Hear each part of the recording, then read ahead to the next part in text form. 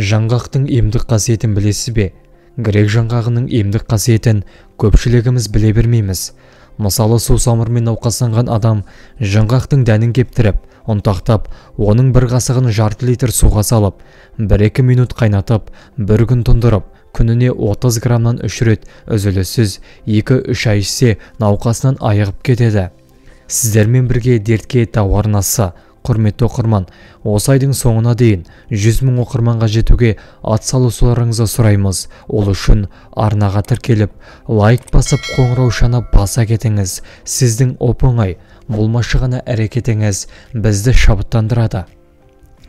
Туберкулезбен сырқаттанғандар жаңғақтың ұнтақталған дәнін балмен теңдей мөлшерде араластырып, күніне 3-4 рет 25-30 граммнан жеп жүрсе, бұл да керемет көмек. Мұны әлсізденіп жүрген жандар, жүкті әйелдер, бала емізетін әйелдер мен жас балалар жалпы денсаулықты нығайтқысы келгенде тұрақты жесе тіпті жақсы.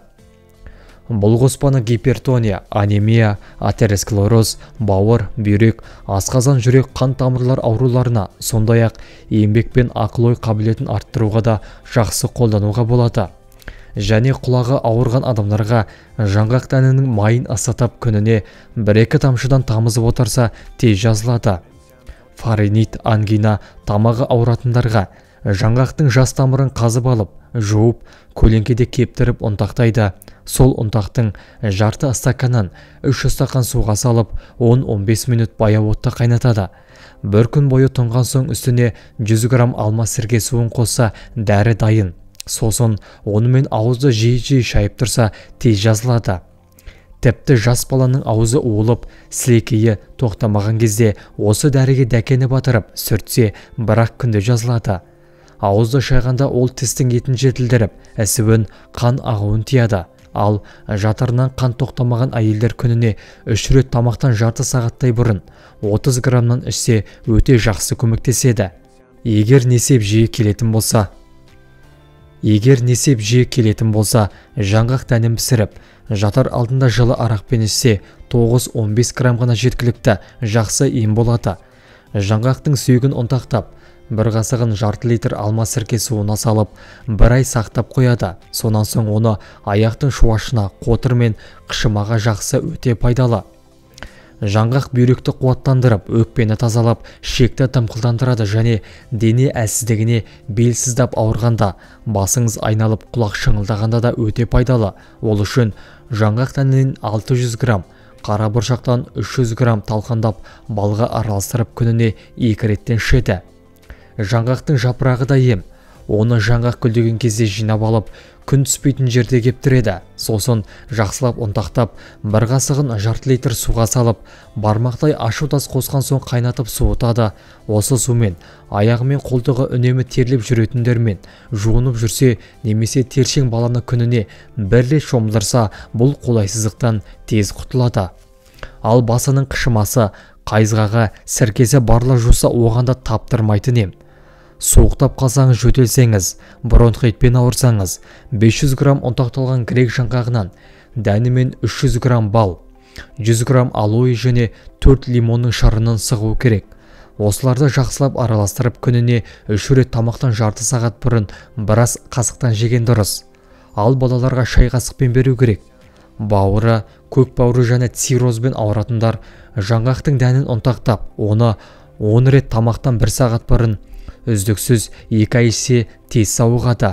Бауыры, көк бауыры және циррозбен ауыратындар жаңғақтың дәнін ұнтақтап, оның 10 граммын жарты литр араққа салып, қараңғы жерде 1 ай бойы сақтап, сүзіп, күніне 3 рет тамақтан 1 сағат бұрын үздіксіз 2 ай ішсе тез сауығады. Ал жаңғақ дәнінің майын ысытып, оған дәкені батырып, қақсаған тіске басса, ауырғаны қолма-қол тияды.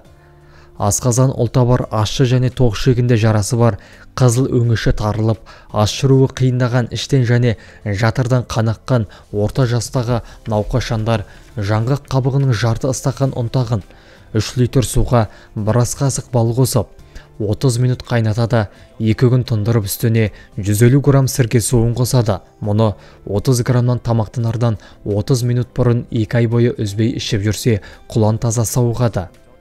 Жаңғақ майының бір қасығына бір жұмыртқаның ағын қосып, ыстық судан жалыннан күннен күйген жерге сүртіп жүрсе, тыртықсыз тез жазылады.